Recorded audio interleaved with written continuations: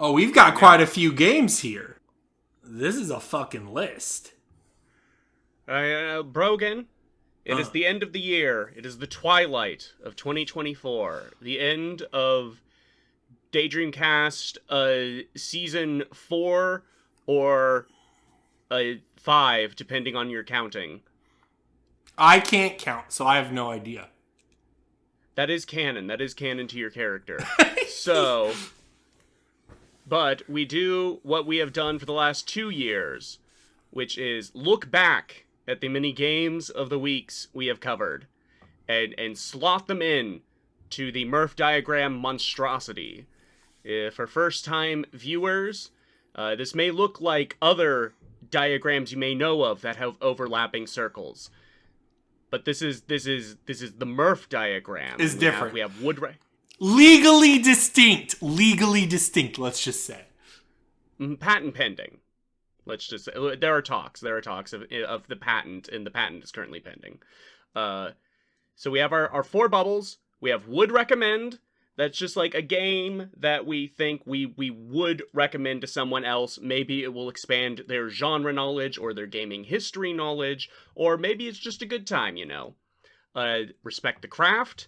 That is for games where we think it does something doggone interesting, you know, and maybe it is really impressive in that regard. Tickles my fancy. That's just for fun. That's just personal. Like, you know what? I like this. I like this flavor. And just a bit smelly is, well, this game's got problems. And they're hard to ignore. But, looking back at the 21 total games we covered, we did a lot of head-to-heads and, double feature and some even triple feature episodes this year. How are you feeling about that? It makes sense because some of these are fighting games. Some of these are simple games. A lot of these could be beaten or played in a small amount of time. So it makes sense. Mm-hmm. Yeah. And, you know, this was supposed to be, in our private chat, we referred to this as our sellout season, where we were going to do, like, big titles that everyone knew and really work our SEO. Looking at the final lineup, we were really diverse in our picks this season, yes. All things considered. I think there's a couple fan favorites. I mean, like, there are, but I think they just still play to niches. I think the most universal one is probably Super Metroid. That is like a platonic podcast episode, I guess. Yeah. And, you know, we also had a great deal of wonderful guests on the show, which we will give shout out as we talk through each game. But let's get the ball rolling. The very first game of our season was Fist of the North Star Lost Paradise. Murph, my heart broke when I watched the excellent retrospective where you ranked every Yakuza game, and you put this one at the bottom saying there's nothing rewarding about it. I might agree, but you didn't have to say it out loud. You know what I'm saying? I just don't, looking back, I'm not sure what I gained from playing this. Maybe, in my perspective, especially like listening to you on Yakuza, this seemed like they were running out of the brawler genre Yakuza thing. And not long after this, they went to the RPG stuff, which brought new life to the franchise. But, like, I don't know. I still think there's something charming about it. And I remember in the episode, you did say that this was better combat than most of the Yakuzas. Yes, because it's that brutal Fist of the North Star combat. Like, I'll bring it up again because it's still funny to me. Every enemy you defeat explodes. No matter what you do to them, they just explode, because that's how Kenshiro rolls. That's great. It's goofy, it's funny. I wouldn't recommend it, nor do I think I respect the craft. It may just be smelly. Yeah, I'm trying to think, like, can I justify saying it tickles my fancy enough? I think the goofier Fist of the North Star elements of it are unfortunately weighed down by trying to force them into a Yakuza like a dragon shaped hole. Like, Kenshiro should not be a bartender. It's funny that he's a bartender, but it's weird that you made him a bartender. Yeah, I agree. I get the feeling there's going to be a lot of smelling this year. Maybe a little bit. Maybe, we were diverse. Yes, we were. Sometimes when you're diverse, you smell. Yeah. Do we think there's any stank on Dark Souls 2, which we did with friend of the podcast, Brendan Hesse of The Crawl? I think, and just disclaimer, Dark Souls 2 is one of my favorite games. I would put it in smelly, but I would also put it in tickles my fancy. I'm not sure what level I would recommend or respect the craft. I was dwelling on this a lot in the lead up to this retrospective, because I was on record saying that Dark Souls 2 is my favorite Dark Souls of the three, and this was my first time playing it. And for that, I weirdly think I would recommend it. If someone said, I want to play a Dark Souls, I would say, play this over 1 or 3. Oh, damn. Well, that's wild, because I don't think anyone else in the world would say that. But I respect that. So do it. Okay. All right. Like, maybe, do we respect the craft on Dark Souls 2? Because you... What is his name? The director. It's not Miyazaki. It's Tanamura. Honestly, it's respect the smell. Does that make sense? Okay. Yeah. So there? Yes. Like maybe like there. Yes. That very specific the smell. Yes. Where there's behind that. There's a jank to Dark Souls 2. And on the different layers, you're like, wow, this is stupid. Why did they tie your eye roll to a stat? But then on another level, you're like, oh yes, this is a bold change. I respect it. So it's a give and take. I think you're either on board with what Dark Souls 2 is doing, or you're not. I think Brendan actually had the best take of the entire 3-hour episode we did on this game, which is, if they had just called it Dragon Souls, no one would have any stank on it, Yeah. I agree.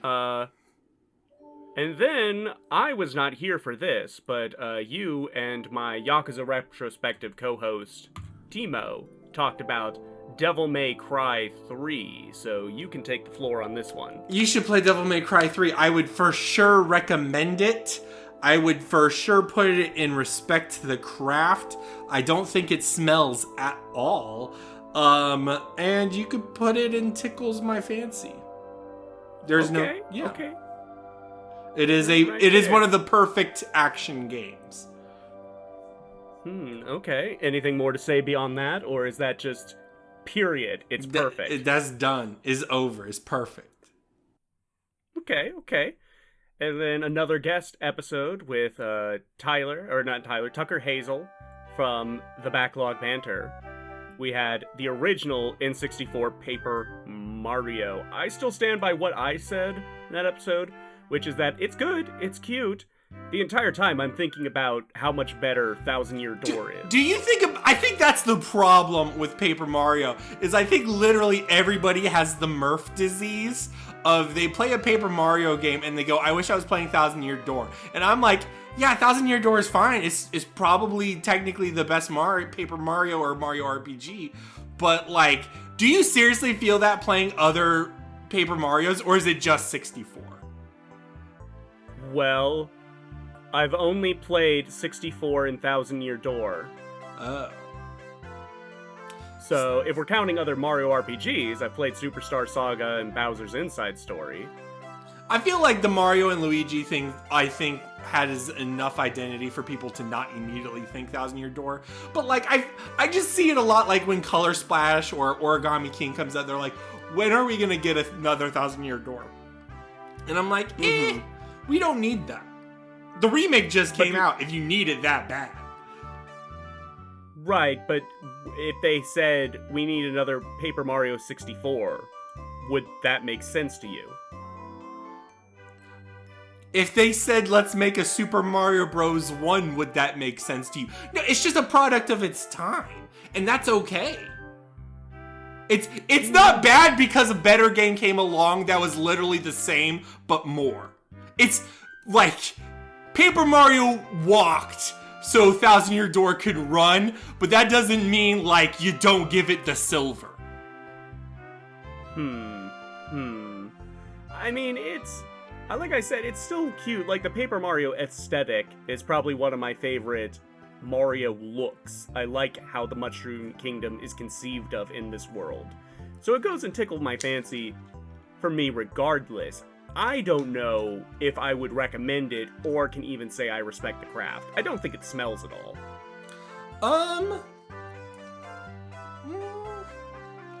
We could just keep it in tickles my fancy. Okay. But Harvester, that's a tickly, smelly time. This was probably our most out there game of the week pick, I'm gonna say. It was bold.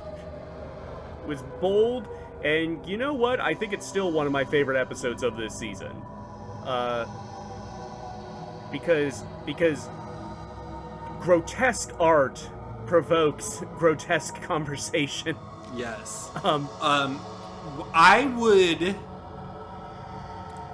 Would you put it in the middle? I kind of feel like it's the No More Heroes, like, platonic ideal video game conversation piece. Yes. Where it's got the smell, it's got the stank, it's got the fancy. I think the thing about the craft is like, you respect the ambition and what it's doing as a story. And you respect, like, the tech stuff. I do want to say it may go out of respect the craft just because I don't think on a gameplay level it's all there. I think combat is bad, and the gauntlet near the end is a combat section. And I think the adventure game puzzles kind of suffer from some development hell. And, like, it's got a little bit of the adventure game stank invading the design. Yeah, I can get behind that. For me, it falls into the respect the craft on the level of, like, I want to sit down with the dev team and just go, like, screen by screen and ask them, so what was the idea here? How did you come to this? You know? Yeah. The design, like, the aesthetic, the story, I think all those beats probably keep it in respect the craft. And then we had a double feature, our very first head-to-head. But starting with Tetris Effect, and we did this episode with Abram from the Backlog Banter, and he said that this is, like, on a good day, his favorite video game of all time. And sometimes it's my favorite video game of all time. I think this should go... There's no smell to Tetris Effect. No. It would be a recommend. It would be respect the craft. I'd put it in Tickles My Fancy. Why not? It may go in the Devil May Cry 3 Valley. For me, the respect of the craft comes into how did you get me to feel about Tetris in this way? You know? That is the fascinating part of it. It's just the synesthesia of the music and the gameplay, and it all syncing up in your brain that you... I don't know. I just lose myself even thinking that I'm playing a video game. It took the design and made it a personal experience, but also a universal experience, because we're all connected. And for that, I can definitely say I understand why you all loved it. However, Pac-Man DX is better. Championship DX is the real shit. It's okay if it lost. I think the thing here is it's not so much about how transformative it is as a personal experience or as an experience, but instead it reinvented but still maintained truth to a very perfect design. How do you make a sequel to a perfect game? you do this, and like it transforms the arcade experience, which could be considered dead in a lot of ways, and modernized it. Even if it still hasn't really caught on, Pac-Man Championship is like, to me, the platonic ideal of a game that was already a motherfucking perfect game. I 100% agree with everything you said, other than the fact that it's better than Tetris Effect. Well, I mean, you know, like, it's different, you know. Like, I'm 100% comfortable with this, like, just having them, like we said in the episode, they're both, like, probably as perfect as, like, arcade video games can get. Yes. Just like, different priorities in what they're doing. Yeah, they can share the same space. Yeah, I feel good with that. Then a bit of a curveball. I think this is a bit Boktai, The Sun Is in Your Hand, recommended to us by David. This might be our, like, Harvester was niche. This one may be obscure, I feel like.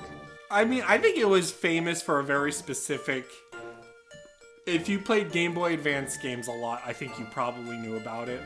But otherwise, no. The other thing is it's lost to time.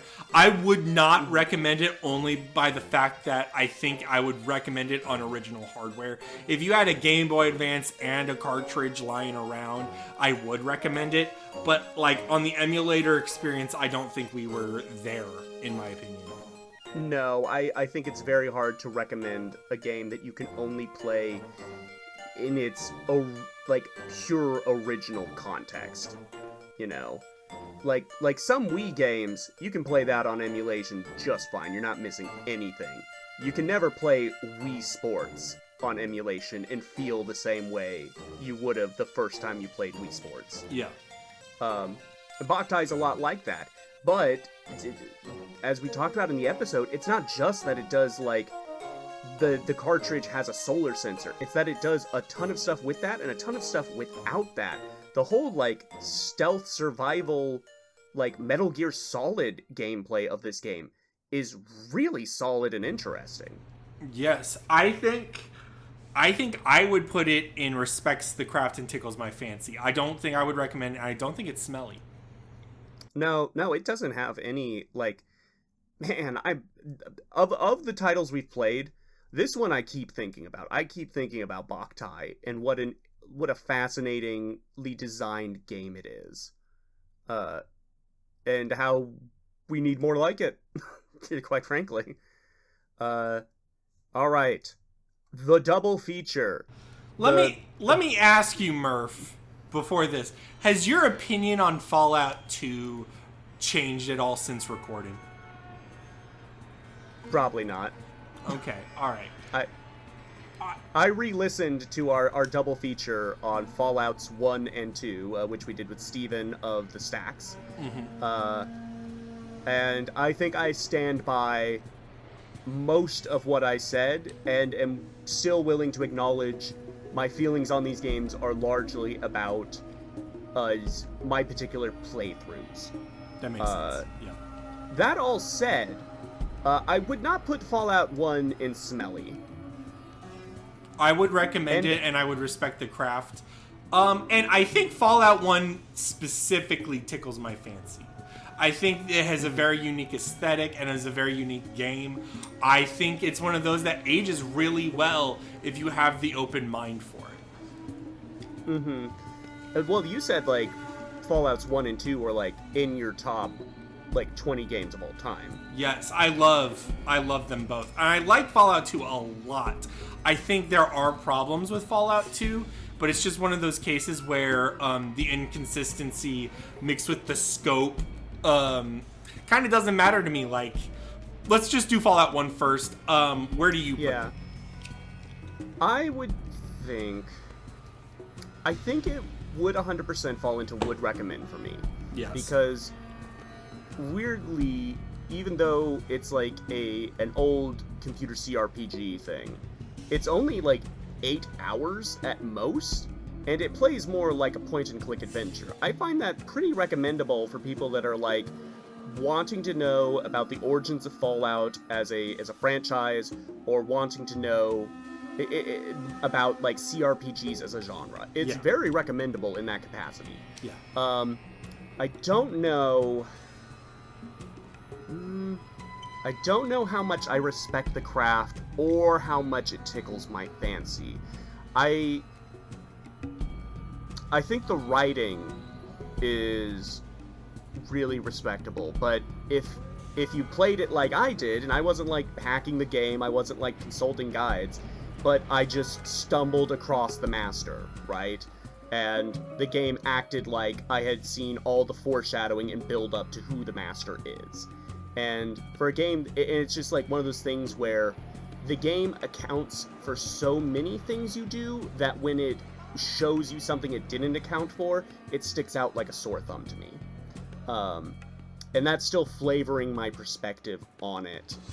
But you think, like, down here in the now very clustered, good video game bubble. Maybe you're right. Maybe I wouldn't respect it. I mean, on some level, I respect all of these games, but I do think there's truth to what you say, especially regarding the combat and its skill system, which I do think Fallout 2 actually does better in that sense, but also may falter in the craft. So if you want, you could actually put it in would recommend tickles my fancy. Yeah, that feels right. Like, yeah, I had even completely forgotten about, like, the skill system and how, like, for a game where talking is, like, the highlight, charisma's a dump stat. Yes, exactly. So, like, there's a lot that's... It's ugly on the edges, but when you find, like, a detail that you fall in love with, it makes the game worth it. Yeah, that feels right. Fallout 2 is a stickier beast. Yes, it's bigger, it's badder, it's more prickly.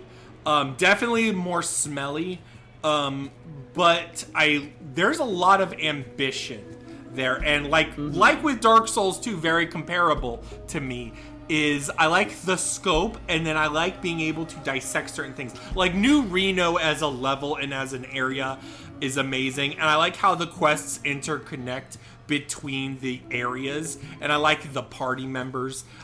It's things like that I really love about the game, and it's things like Marcus as a super mutant and what the game is doing with mutants in general that like intrigues me.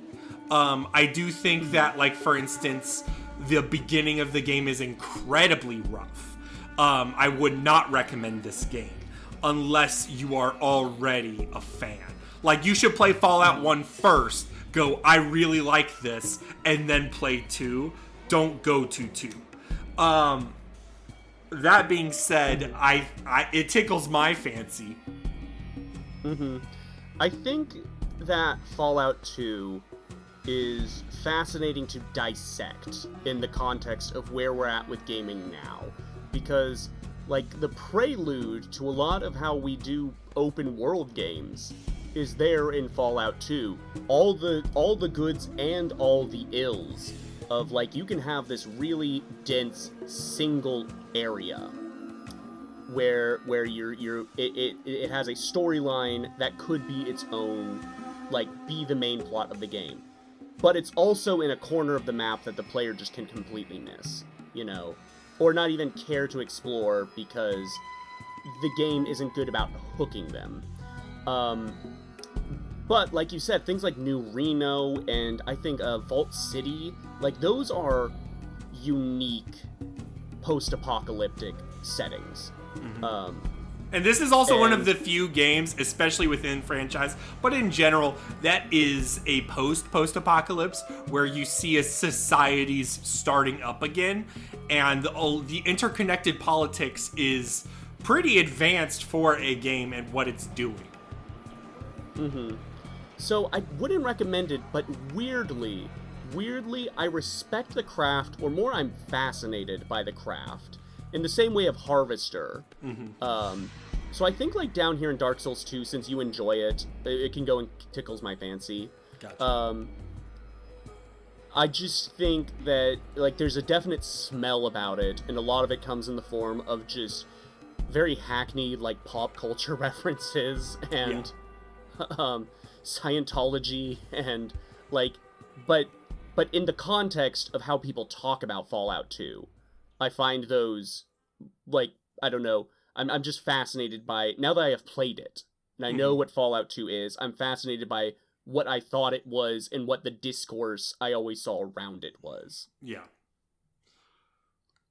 Well, you know what was a fan favorite? This is one of those that I was like, this is a crowd pleaser. Makes people happy. It's comfort food. Battlefront 2. Yes, the original. The good one, as we kept calling it. Star Wars Battlefront 2. You know, I stand by what I said at the end of that episode, where I'm like, I think this game's like actually like maybe a 6 or 7 out of 10, and we should demand better than just a Battlefront 2 revival. But that said, I don't think it smells. No. And it's like weird, like, would I recommend Battlefront 2? I guess I would, but I would assume everyone's already played it. For me, it might just be pure tickles my fancy. You know what? I think it could go in the Paper Mario Valley. Yeah? Yes. Paper Mario I bubble? agree. Yeah. Part of me wants to recommend it, but you're probably right. And on another level, it's a very specific game, and I think there are other Star Wars games of that era that I would be closer to recommend, or as more unique, etc., etc. I think Star Wars Battlefront 2 just really captures just like one single thing right. It does the battles right, and that's all it cares about. And it's, like, not to get too much into the space movie franchise discourse, but I think also a factor of recommending it now is that it is a utterly different flavor of Star Wars than we have right now. You know, it is very of its time in the theming of Star Wars. Mm-hmm. I agree. But then a climactic head-to-head, which we did with friend of the show Will Borger and... It's Burger. Continue. Burger. Oh, okay. And... Oh god, who do we have on that? Thomas Wilde? No. Nope. It was Ronnie Barrier from IGN. Ronnie Barrier, yes. We did Third Strike versus Garou, Mark of the Wolves. So Street Fighter Third Strike, which you have been going ham on. I am still playing it. I play it almost every day. I play at least like 20 minutes every day. And I've got a pretty sick Oro now. I would put this in... Oh my gosh. The thing about Third Strike is... You know, there are people that don't play the fucking genre, can look at the game for 5 seconds and see that it's special. And the more time you put into it, the more you confirm to yourself, yeah, this game is pretty special. So no matter what, it's going to go in would recommend and respect the craft. I don't think there's any smell. It is crisp. It is clean. It is fresh. It is smooth. I don't necessarily know if it would be tickles my fancy or not. I think it's only tickles my fancy in the sense that I like fighting games. But I feel like there's a lot to it. You could also maybe consider the... What do you think? It's like... You're right, it is hard to... Because you're absolutely right. Looking at it, you can just tell, like, the soundtrack, the visuals. It is so crisp and fully realized, and also just distinct from weirdly every other Street Fighter and maybe every other fighting game. Yeah. Like, it may just be this weird, beautiful, perfect thing that just got dropped in our laps after 2 prior iterations. Yes. So, like, yeah, like, fuck it. It goes in the perfect video game bubble. Like, we played bangers this year. I'm sorry. Yeah. It's tough. It's getting a little crowded in there. But, in contrast, Garou was the contemporary, the answer to Street Fighter Third Strike. Does it also fall in that perfect video game bubble? You know, here's the thing. The real question is do you think SNK games have their own stank? I mean, in like a funky stank, maybe. I think this game plays incredibly well. I think the game is incredibly respectful. It's innovative, bold, and really does a lot for Fatal Fury as a franchise. And it looks forward in a way that is unafraid compared to Third Strike, which, again, had to build on itself after times. If we compared it to New Generation, Garou blows it out of the water. I do think that for a lot of people, especially listeners of this right now, if you've never played Garou, I would recommend it because it's smelly, because you've never played a King of Fighters, because you've never played an SNK game, and you're like, what's all the fuss about? I would play this. Play this and try it out for yourself. Yeah, it's... I was struggling with thinking about what if I would recommend Garou. And I would kind of recommend it in the way of like, yeah, it's pretty... If you understand how to do a quarter circle or what have you, Garou's very pick-up and playable. But, it's kind of the Boktai problem, weirdly, where I can't think of a modern, port of Garou I would recommend. Yes. Yeah. The versions you get on Steam and GOG are very bare bones. You can't do, rollback. There isn't, a Capcom fighting game collection where they released it with, rollback and shit. And I do stand by, the translations for, the character cutscenes are really strange in spots. So, does Garou tickle your fancy? I mean, it does in that SNK characters are cool, right? Yes. Yeah. And it has it has Bijane, it has Kain, Kain, sorry. And these concepts that work for me. But maybe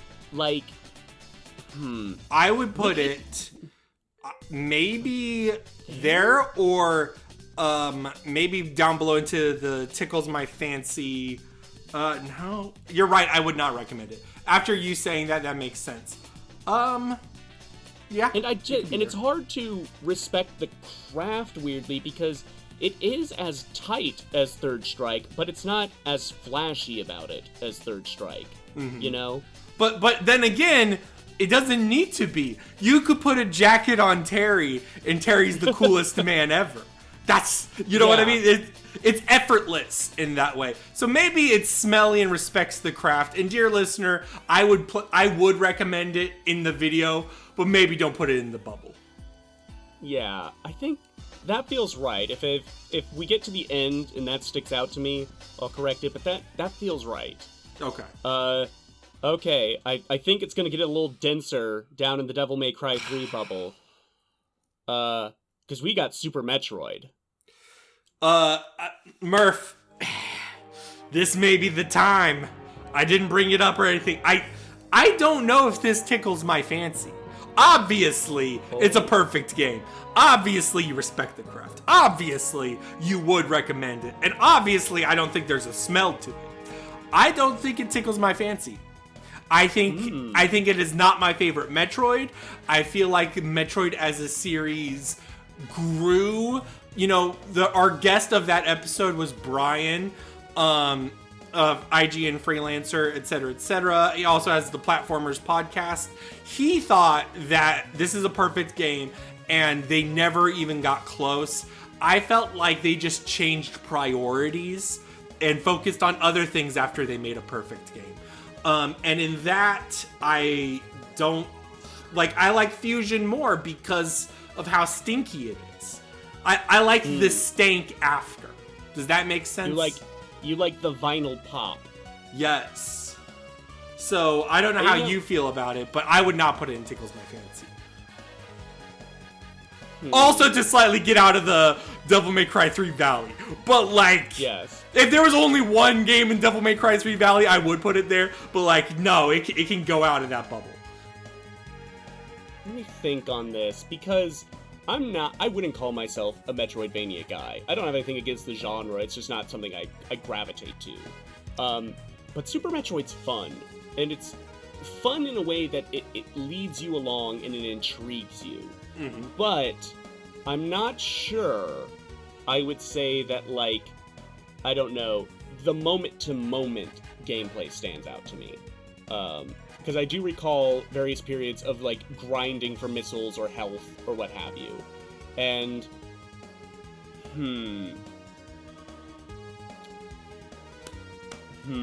Think about it. I've already stated my opinion. What about... how respectable do we find it? Because I could almost see down there with Fallout 1. I respect the game enough.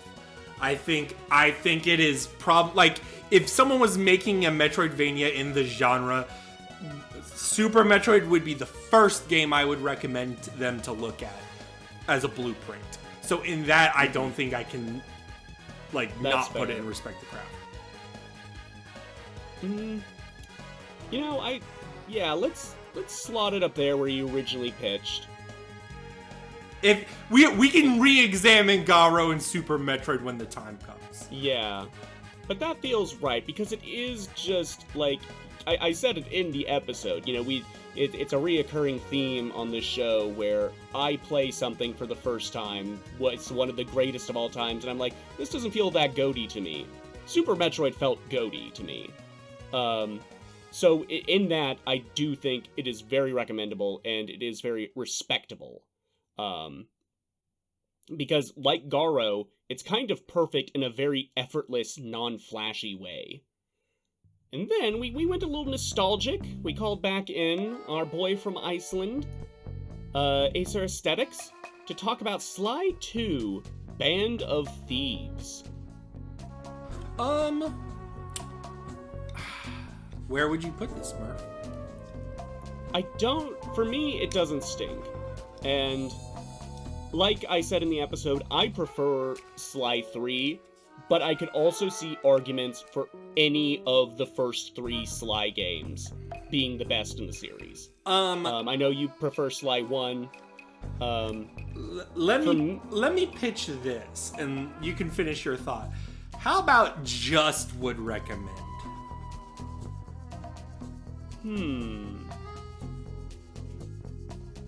That does feel right. Because it's kind of... yeah. Because here's the thing. The only thing I super respect about the craft, and I said this in the episode, is that may be the best writing and story plot for a 3D platformer for babies. It may be the king of that. But there's a lot in the gameplay design sense that 3 iterates on and does better, specifically the other playable characters. And I feel like there's a lot around the edges that's like, and like, in terms of my fancy, in terms of, like, I like other 3D platformers of that era more. Even in the franchise, I like Sly 1 more. Jak and Daxter, Ratchet and Clank, they're all better to me. But Sly 2 does have like a thing to it where it's like, yes, I would recommend it. I think it's a clean game in that sense, but it's not necessarily craft worthy. You know what? That's fair, because that just pure recommend, that's also where we put Dead Space last year.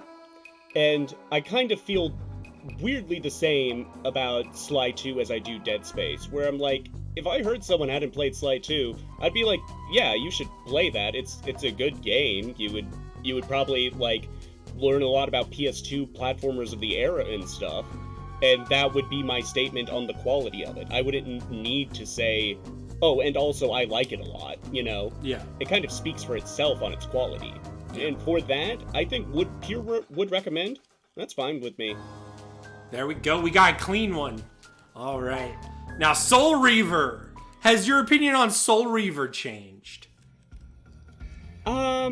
You know, yeah, in the sense that I have probably forgotten a lot of the parts of it that frustrated me, and only the cool parts have remained.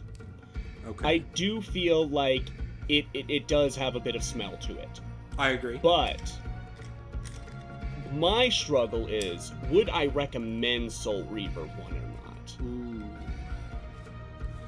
Because I think, like, gut check is respect the craft just a bit smelly.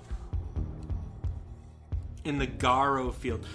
You know, I don't know how many people would like. Yeah, I agree with you on the not would recommend. Not because it's not a good game, because it's a great game to me.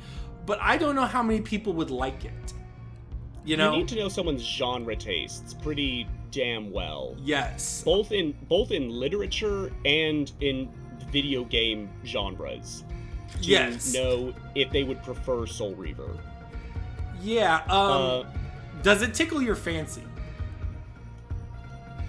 Blood Omen tickled your fancy, but Soul Reaver didn't, is what I'm guessing. No. The part of Soul Reaver that tickles my fancy is the quality of the writing and voice work, but for me that bleeds into respect the craft. Okay. Where I'm just sitting there thinking, like, wow, that's a really well, like, constructed line for this character to say in this moment, you know? So if that's the case, I think the Garou Valley is the perfect spot for it. Yeah, and you know, the those remasters just came out. I bought it. Like, yeah, and I'm still ready to accept playing through Soul Reaver a second time, knowing what it does, and knowing the bits that frustrated me and how to circumnavigate them. I would probably enjoy it a second playthrough. So, I would look forward to playing those remasters. Okay. The Five Nights at Freddy's games. Do you want to pitch these, or should I pitch these? So we did a triple feature with my Bad Idea podcast co-host Fru of all 3 FNAF games. And you can even watch Fru and I play through them on our YouTube channel. So I did feel, when I was first putting these together, this diagram together, I nearly, like, put together just one slot for all 3 FNAF games. And then I thought to myself, no, I don't like FNAF 2. Yes, I agree. I feel like they belong in different places. Because, okay, this is my pitch. I respect none of the crafts. None of them go and respect the craft. FNAF 1 goes in would recommend. Okay, pure, the Sly 2. FNAF 2 goes in just a bit smelly. FNAF... we're doing it all... Okay, hold on. Let me just get all the boys out then. FNAF 3 goes in just a bit smelly, tickles my fancy. That's my pitch to you. And you can digest this. Okay, yeah, FNAF 2 is smelly.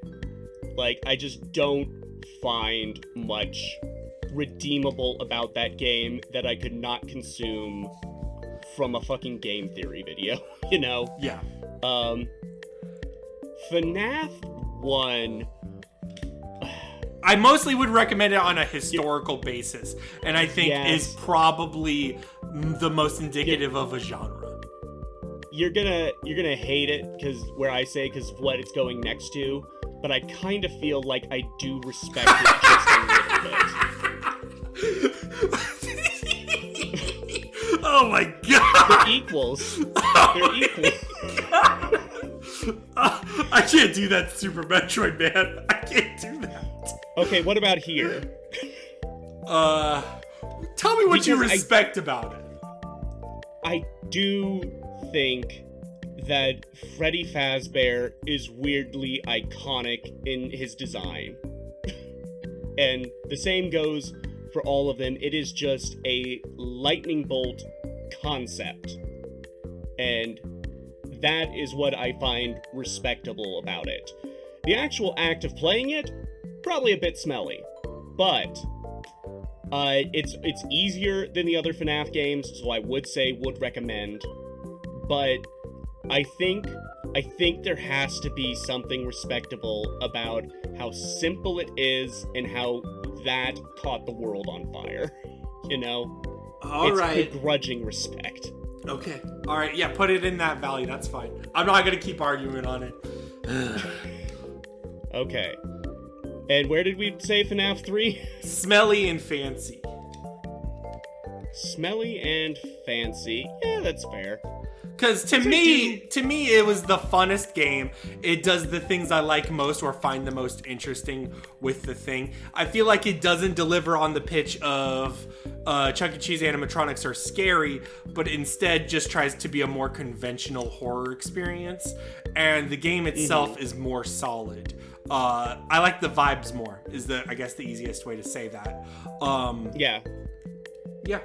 I think the vibes there are great, and I think it is weirdly still, like, the scarier of the three, but also the funnier of the three. Yeah. Like, his fucking jump scare is just like, hey, what's up? How's it going? Or the fact that, like, he'll look at you in the window, and the moment you pull up a monitor, you can just see him dash out of view. Like that fucker pulled up the monitor. That's funny. It's funny, it's memorable, it does tickle my fancy in a way the other two did not. Yeah. Then, speaking of horror, of a persistent and eldritch nature, we talked about the GameCube cult classic, Eternal Darkness, Sanity's Requiem. Pretty baller game. What, like... We get Will Berger and Thomas Wild guested because last year we did Fatal Frame and this year we did Eternal Darkness as our Halloween new game. I think this was I was hyped to replay it, and then when I replayed it I was like, wow, this game was better than my expectations going in. And in that I think no matter what, it goes and respects the craft for what it does and what it is. It's not smelly, even though you think it would be smelly. No. Weird. It's very playable for a game of its genre and of its, like, type of survival horror genre with the fixed camera angles and what have you. Yes. Yeah, bare minimum for me, it goes and respect the craft purely for the sanity mechanic and just the breadth of different ideas they had for that. And also, like, that it's a globe-trotting, century-spanning story that we don't really see in games outside of, I don't know, Assassin's Creed. And it's so funny that literally in the month of October, we did one sequel to Blood Omen and then another sequel to Blood Omen. That is true. I'm thinking about, how recommendable do you find it? This is one where I think I would recommend it to fans of the genre, not necessarily to everyone. In that sense, it's a little like Soul Reaver, but it's not smelly. Yeah. I'm thinking, like, There with Boktai? It's either There with Boktai, I'm unsure how much Fancy was tickled, but if it tickled yours a lot, because you're a Lovecraft guy, then it can be there. Yeah. I'm trying to think about whether or not I, like, if it's a factor of I enjoyed the story, but how much did I enjoy the gameplay? The spellcrafting system's fun, but I didn't say this in the episode, I do find some, like, weird deficiencies with it. And, like, how once you get, like, 5-tier spells, it's just the spells you're already doing, but you just stack on the Paragon rune an extra, like, 2 times. And that's a little disappointing, but I think it tickles my fancy enough. Okay. I think There with Boktai feels right. And now we got Dragonball Z Budokai 2. Dragon, rock the dragon. This is our final episode of the season. We're kind of 2 for 2 of these diagrams of the final game being just kind of left field, right? Because the last episode of last season was Quackshot. I love Quackshot. This does not purely go and tickles my fancy. Quackshot is a game near and dear to me. It's not a top game or anything. It's just I just like it. Yeah. My take on Budokai 2 is we need to be careful about David recommending games. That's my take on Budokai 2. It is like, I don't know where I put this. I actually don't know where this falls on the diagram. I guess it has a little bit of stink on it. right? Maybe I would recommend And Just a Bit Smelly. The only reason I would not recommend it is because there are other Dragon Ball Z fighting games that you could play right now. You know, Budokai Tenkaichi, Sparking Zero, fucking any of them, or like Budokai 3, or I don't even know, but you know, you could just do those, and you don't need to play Budokai 2. However, Budokai 2 is a curiosity, and it's not bad. It's okay. So it's a would recommend if you're like an actual Dragon Ball sicko. Yes. Right? Just for its historical note as the first game that did Raditz Taboo, the weird, like, what if fusion stuff it has, not found anywhere else. So, it does play, right? It does play, but if you're doing the campaign mode, it's a little weird and has difficulty spikes. Yeah. So that's, for me, where the smell comes from. I guess, yeah, filling in that empty space. All right, I like filling in empty spaces too. I have re-examined my feelings on Garou. Garou should go only into Respect the Craft. I don't think it's smelly. I think we were trying to talk ourselves into the smell. That's fair. I can get behind that. What was the other one we were wondering? I think it was Super Metroid, right? I see. I like it. Whereas to me, this is a good list now, and then Harvester's in the perfect center. Yes, this is. If you draw in the elements from all of these adjacent games, you get Harvester somehow. That feels. Look at we another decent spread, all things considered. Yes. Another decent spread. Look over.